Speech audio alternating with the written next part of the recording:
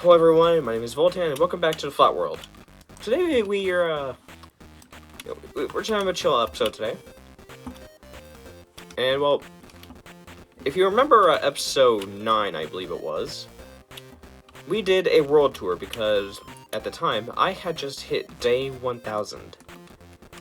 And what do you know, we're doing our world tour because, take a guess why? It is been another 1000 days. Day 2000 has arrived. And what do you know? It's raining. Kind of ironic that the game decided day 2000 would be a good time to rain. But you know, that's fine with me because I like having rain on. Especially shaders. It looks really nice. With another 1000 days going by, I think it's time we do another world tour. And also another world download, which I'll discuss later. The thing way I'm going to go about this, because like, I don't really have much of a plan for this, like the last one. Like the last world tour from episode 9. I don't really have much of a plan. I'm not really going to edit this one all that much. I'm just going to kind of walk around my world and just talk about the things I've built. So I think down here would actually be a pretty good place to start, since this is where I used to spend so much of my time. The spot we're standing in now actually used to be where my starter base from episode 1 would stand. However, in episode 7, I believe it was, I tore down my starter base. And the reason was because it stuck out like a sore thumb, and it really just did not work with the surrounding area that great. And eventually, I left the basement, which I made a few episodes later. Actually, I think only like, when did I make the basement actually? I don't remember. The reason why I spent so much of my time here is because even though the start base itself was destroyed, the basement was kept. And even though I've actually largely moved a lot of the stuff previously stored here into my tower, I'm lazy, so there's still a lot of chests here. I really need to move all this over at some point. Maybe I'll do that in 3,000 days. And this is an interesting area here. This area, it's a mess. It used to be very, like, orderly back in episode 4. Because at that point in episode 4, I wanted to see how much I could get done before day 300. So I built this small room here and put 2 small dripstone farms in there. There's been another one here, but it no longer exists. And maybe thinking, Voltan, it looks like you took a bunch of bombs to the place. Which that's actually a correct assessment. Because in episode 11, I think it was, in this general area, I took a bunch of TNT dupers and did some explosions. However, I'm getting ahead of myself. Nowadays, this area, instead of being my dripstone farm area, this farm no longer works actually.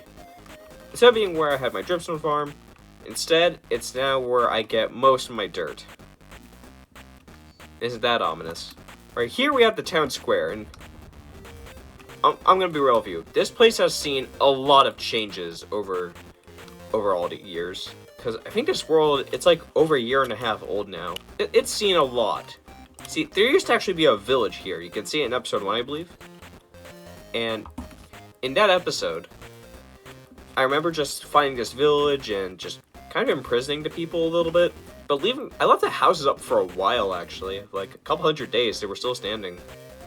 I don't remember when I destroyed the village, but I did. I think it was maybe in episode 4 or 5. Maybe even episode 7. I think like the first like major like build I did that's still standing today, I built it in episode 3. Actually, see, if you remember like the 1000 Days World Tour, in that one, see, the string factory, it was working just fine. It was still active. It's still producing me tons of string to sell to my villagers, who I might have in a basement. Now, this place, unfortunately, it was during episode 12 that, unfortunately, the string factory was broken. The reason it broke, actually, was because I finally updated all my mods, which meant I can now update to 1.21.4, which is the version, as you can see, I'm playing on right now. Now, the reason why the update was so big, see, even though I was only going up one version, the reason why updating was like so huge for me was because I had been on 1.20.1 for a very long time, like over a year and a half at that point. I actually once believed that I would never update, but I decided that if I wanted this world to be as good as it possibly could be, then I would need to update. So I did, but what do you know? Updating also happened to break the string farm. And I thought at first I would just gut this building out, which I did, and then put a new kind of string farm in. But I'm kind of struggling to like think of a good farm that could fit in this like area. So for the past hundreds of days, this building is just sat here empty. I still don't know what I'm going to do with it. And you can very clearly tell that it was gutted. So although this building pretty much serves no purpose now, other than to just fill in space, there was actually something kind of interesting that I dug up. Well, I guess two things actually. The string factory used to have like a mechanism, which see I would load up that chest over there with a bunch of string, and through for a hopper line for some reason. I'm not sure why I did. Why didn't I just use like water or something? I don't know. Anyway, through a very long and expensive hopper line, string will be transported over to the villagers. Very big waste of iron. I don't know why I did that, but I actually unearthed it while I was gutting this area out. Pretty cool. But also, an even cooler find is this little area here. Now you might be thinking, Voltan, this looks like a starter base. And you're right, it is. This was where I dug out my first ever real base, I guess. So, although my starter house is no longer here, the little cave I had, which was where I lived for so long, it's still here. Now, I believe also built in episode 4, like a couple other things, was this place. Now, this building here has gone through a lot of revisions. Okay, it used to be like this like old guy's shack, which what was he called, like Old Man Charlie or something? I remember just like having lore in mind for him, and I completely forgot what that lore is meant to be. So yeah, it was like just one little shack, just kind of chilling above a basement. And then I don't remember when it was, maybe like episode 8. I decided, you know what? I should do something else with this place. So I turned it into like a long row of houses, and I kind of touched up on it. Like near the end of 2000 days. Ah, it's an invisible spider, what the f. I just kind of did a little touch up on it near the end of 2000 days, just because I was kind of running out of things to do. Wasn't there doors here at some point? I don't know, but anyway, I remember I built this place because like at the time I had just gotten dark oak wood and I wanted to do a build just like that way in the overworld, just like show that I now had dark oak. I really wanted to utilize it. So I built this place, which I interpreted as just like a place where dark oak trees were preserved. I don't know why I did this expensive light in the floor. I mean, it looks cool, but it's expensive. This is okay. This was built in episode 3 when I wanted a villager breeder. I think I tried doing like an automatic one or something, but opted into just putting them all in the basement somewhere. This worked until it didn't. Literally just when episode 3 was wrapping up, some creepers exploded directly above this, because like there was like that house that's there now. I actually guess it's like a motel. The motel that was here now, it did not exist at the time, so creepers were then directly overhead the like villagers, and what do you know? Boom. They explode, letting zombies in, and all the villagers were infected. In fact, none of these villagers here are original villagers. I had to kidnap villagers from another village and bring them over. Anyway, this is my tower. Argentine Tower, I believe I called it. I think that just means like metal or something. So in the center here, we have bubble elevators. And right over here, this is where the actual iron farm element is. You can't really see it that great because of my shaders, but it's supposed to be a double layered iron farm, but here's the thing. It's just my design, which is terrible. The bottom layer works just fine. It produces me iron. But that top layer, I think because like all the darkness, instead of producing iron golems like it should, it just produces glow squid. Which means I have a glowing farm, which would normally be cool, but I do not use glow ink in my builds. I almost never do. Like, look at this. Most of this chest is glow ink. I don't need glow ink. This building has probably caught your eye multiple times by now. This is the hexagon building. Please ignore the issue there. I made a mistake while building this place, and I just don't want to fix it right now. Inside, we have a big sensitive interior with a bunch of farms just randomly scattered about. This is my double slime farm now. In normal super flat worlds, see, slime just kind of comes around naturally. Don't have to do much for it. It usually spawns everywhere. But because of the way my flat world was generated, slimes do not spawn on this Y level. I had to dig down really deep for a slime farm that actually works. This is like probably the most interesting part of the whole area in my opinion. Because you may be thinking, whoa, Voltan, did you get really lucky with like your did you get like super lucky with where your stronghold spawned? The answer is no. There was no stronghold. In fact, because of the way I generated my world with a custom template, for some reason that just completely broke stronghold generation. So even though I generated in 1.20 where I should have still gotten strongholds, they did not generate. And so for over 1,000 days, I could not go to the end and I could not finish the game. I had to get Elytra through a mod, actually. However, it was in episode 10 when I decided enough was enough and just cheated in some Ender Portal frames, which actually don't exist anymore because I decided that I wanted to be able to duplicate sand. So now we just have this in here. Do I regret cheating? Honestly, man, not really. I really don't. I really don't. I honestly don't regret cheating Ender Portal frames in that much. I wouldn't have if Stronghold actually generated. If Stronghold did generate, then I would not have cheated them in, but if Stronghold did not generate, so yeah, I had to cheat it in. This area here I built in episode 12, I believe. Or no, I think maybe it was episode 11. Yeah, episode 11. The idea behind this area is that, see, right now, just this hole here is actually a quarter circle, and it's the poor part of town. However, despite being the poor part of town, there were people who became well off enough that they wanted to actually move to the rich part of the city, but they were not allowed to because of, well, the government being the worst. So because of that, they decided they deserved to be separated from everyone else, the poors, and they decided to make their own part of town, even with fake grass, because, well, we were not very kind to the planet. In fact, I remember I specifically wanted to build this place because I wanted to actually have, like, live villagers roaming around freely. However, I think in the end, there's only, like, 3 villagers. Yeah, they still live in here. Or at least one of them does. Look. See, there's this guy. Of course, then we got, you know, this place is just, like, I think it's just, like, general, like, apartments or something. Yeah, I never, I don't know. I kind of just built them at some point. What do you know? More broken doors. I should probably invest. Oh, that's an Enderman. Oh, anyway, I should probably invest in like a mob switch or something. That would probably be really helpful. And all the classrooms are the same except for like the carpet color, which I use green and yellow interchangeably. Like, I think this one's green. Yeah, it is.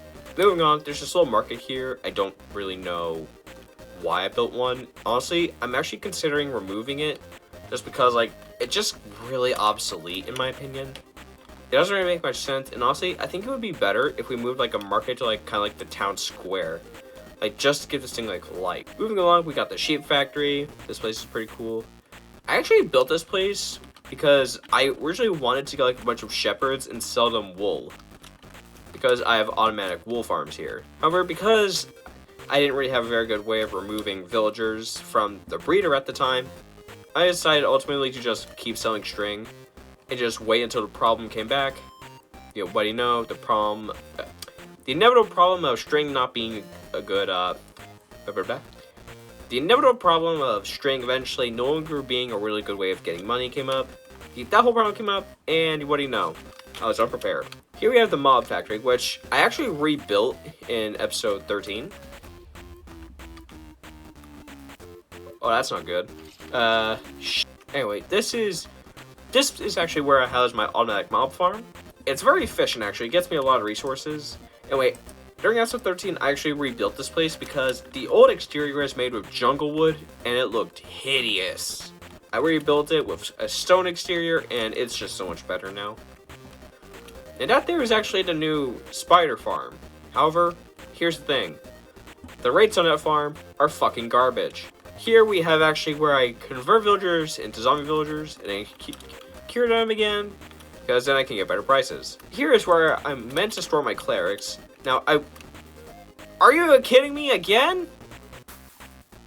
I thought making the doors backwards would like help this problem, but it fucking didn't. Are you kidding me? Ow, my ass. Well, I'm gonna have to get cures for these guys. Now this is how I give villagers now. This is my new villager breeder. It's automatic, and what do you know, there's already grown-ups here waiting to be transported. Now over here, this is the mud farm. Now there is one inside the hexagon building, but the one there is trash. And for some reason, finding a good mud farm was super hard. Like, all the other ones were generally horrible.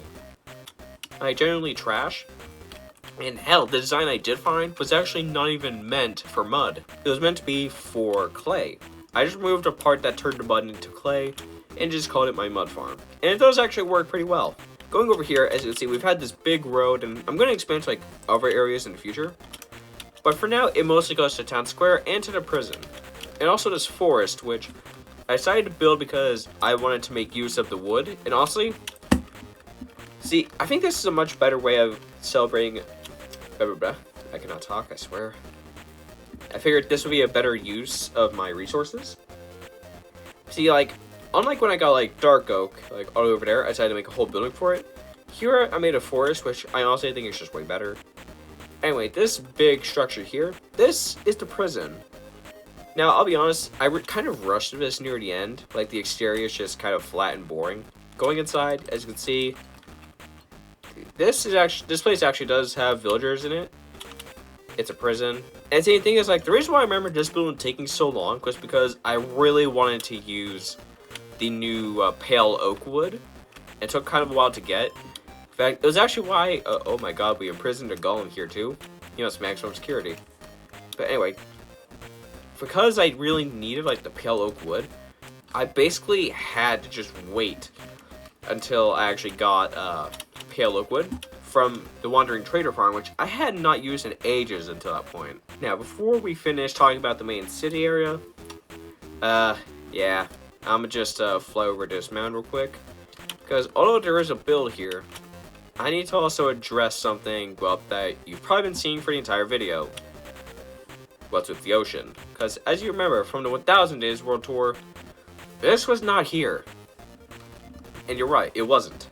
It was in episode 12 that I decided to just completely flood a lot of my world, because when water source blocks are above dirt, when they're above grass blocks, the grass will turn into dirt.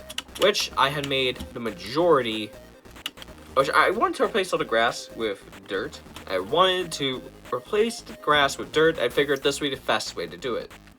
I'll be honest, I kind of do regret that a little bit, just because, like, removing the water is genuinely a pain. Like, manually draining, like, all the water down here, for instance, was already a pain, and there's still all this. So I'm probably going to need to find, like, an automatic way to drain all that. Now, this area in particular, it's interesting because I actually I recorded this for episode 10.5, which I recorded it in the middle of producing episode 11. While working on episode 11, I quickly took a break because Halloween was coming up, and I wanted to do something kind of interesting. So I built this place. An abandoned bunker built for survivors of the nuclear war. As you can see, there are bedrooms for staff and civilians. You got an entertainment center, which, let's be real, it probably had old crappy DVDs that nobody liked. Then we got the lunchroom here. Weapons closet, I promise you don't need this. An abandoned farm. Very good use of puzzle, I think. And a janitorial station, which I just kind of boarded up. I could not be asked with an interior there. And now, of course, there's this room. This is kind of why I wanted to do it, because I was feeling inspired by the vaults from the Fallout games, which I love those games, by the way. I wanted to do something special for Halloween, so I did this kind of story here, which, I'll be honest, I don't know, I feel like execution could have been better, but, you know, it's interesting, it's lore. It was meant to be a horror story about Herobrine, because while I was recording episode 10.5, I had temporarily downloaded from the fog, which adds Herobrine to your world. I was on edge the entire time in that video. It's pretty cool, I think. Check out the episode if you have some time. We're going to exit the city because we have some other places in the world to check out. So although it's episode day 2003 now, we're not done talking about the world, because there's still a lot to go over. I mean, there's also that post office. I just kind of built it because I was running out of things to do. Over here, in between these areas, you'll notice this kind of alleyway, which I tried putting a lot of detail into. And this is French. If you know why it's in French, then you're awesome. Down here is the portal, and you're not supposed to go in here for obvious reasons. But we're going to anyway, because we're bad boys. Or girls. Or basketballs. I don't know your gender. Anyway, here we have the Never Hub. Now, this was actually the second thing I ever built And it might be the oldest project that still exists in the world as a whole. The reason why it looked like a stronghold is because I was so bummed out that I couldn't go to the end, so I decided that I was going to build my Nether Hub, which was going to look like, well, a stronghold.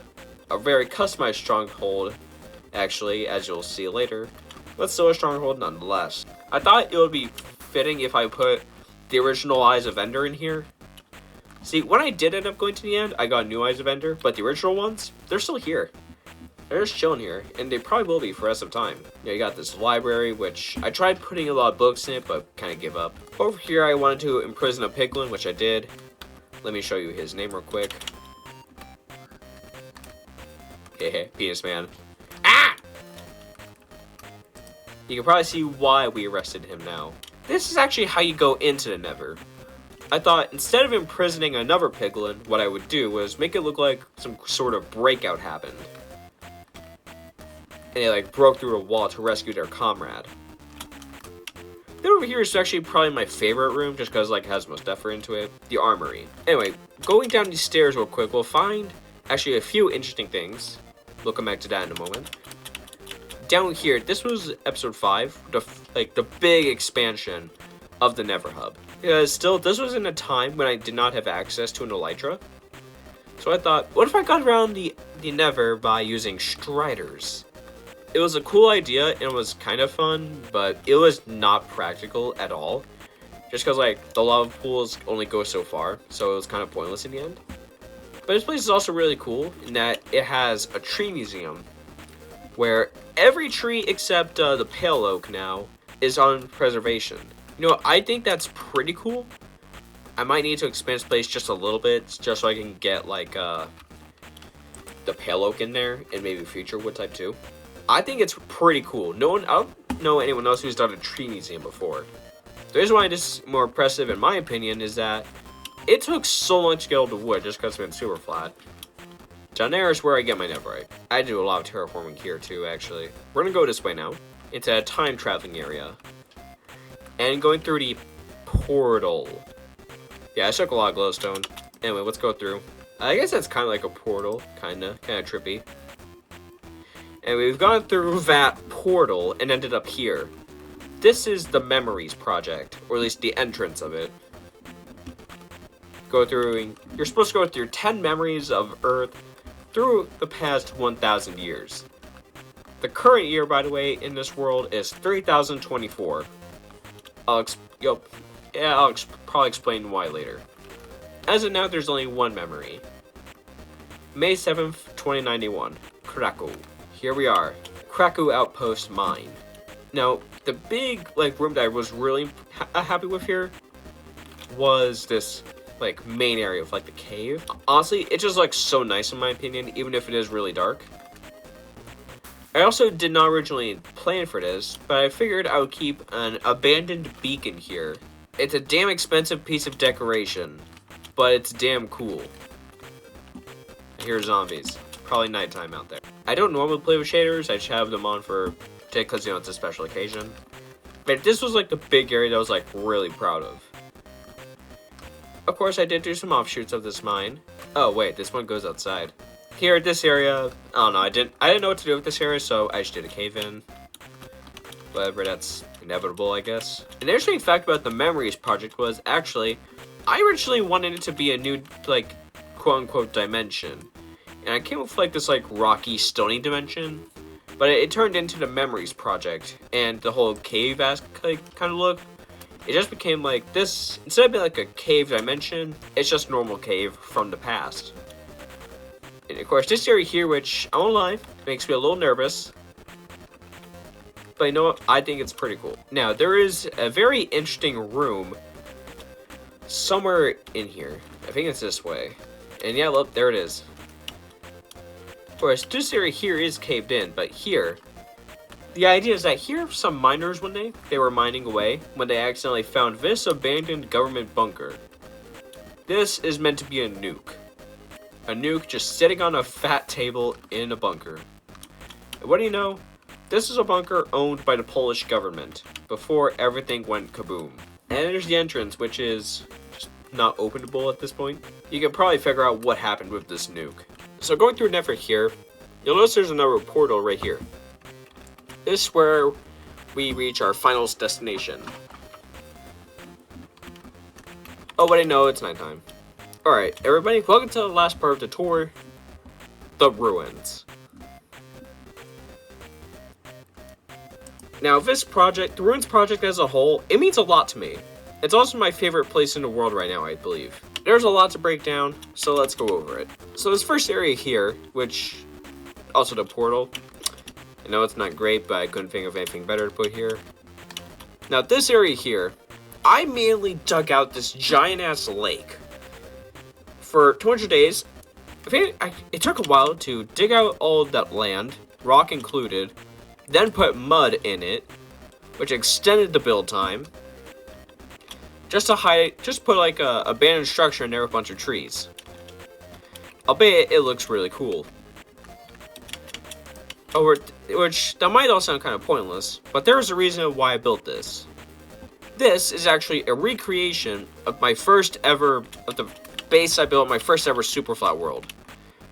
In fact, that world actually corrupted, which it bummed me out, but I decided to make this world that you're currently viewing as a replacement. And this world is so much better, but even though I lost my old world, I still miss it.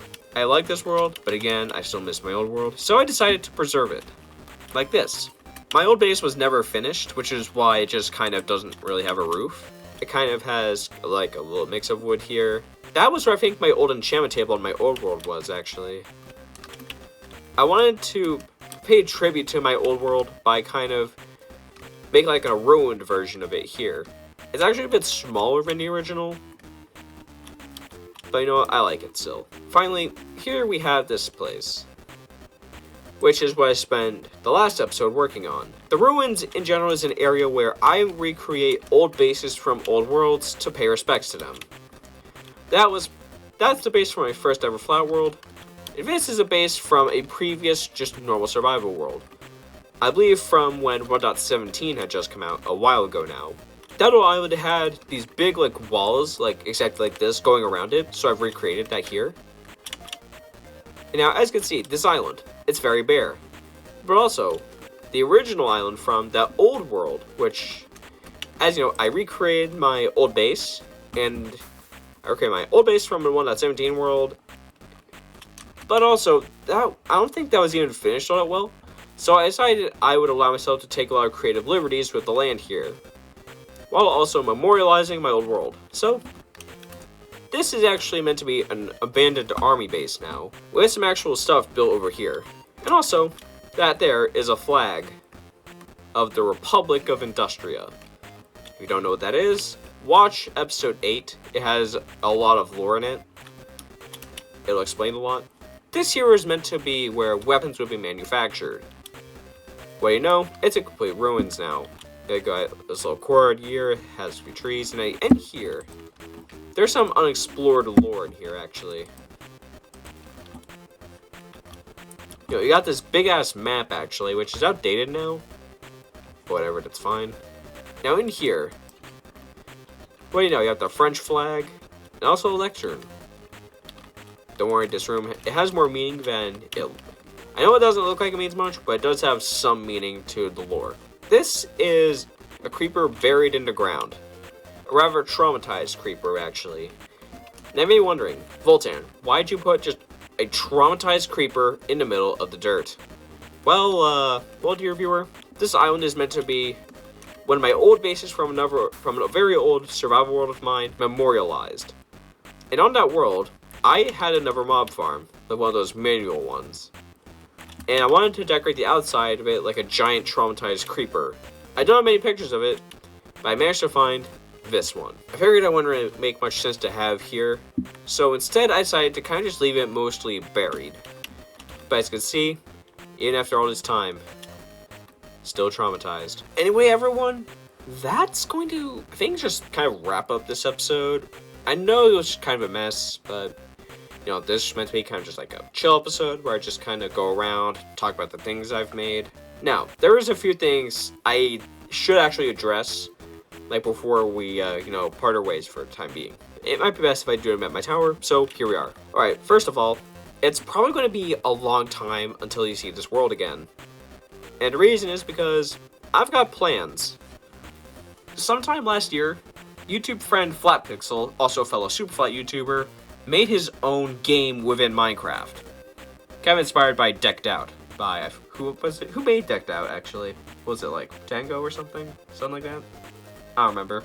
But anyway, I remember it being really fun. And I remember that it had inspired me to actually make my own. I've not started on a project yet, but I roughly know what I want to do with that. And I think going into 3,000 days, that might be the project we do. But also, thing is, like, that's a huge project. And also, I mentioned my plan for 3,000 days in a live stream to another fellow Superfly YouTuber, C-Dubs.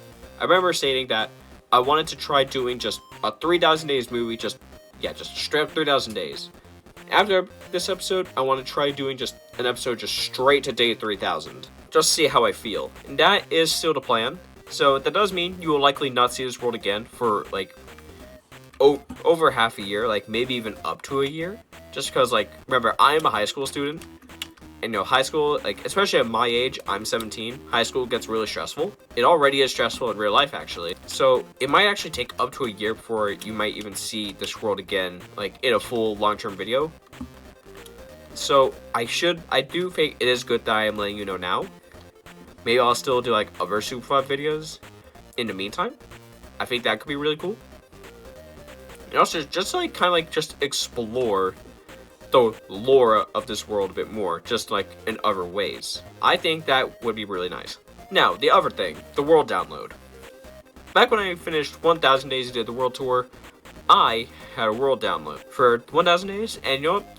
That one was completely free, and you know what? This one will be as well. I'll be leaving a download to the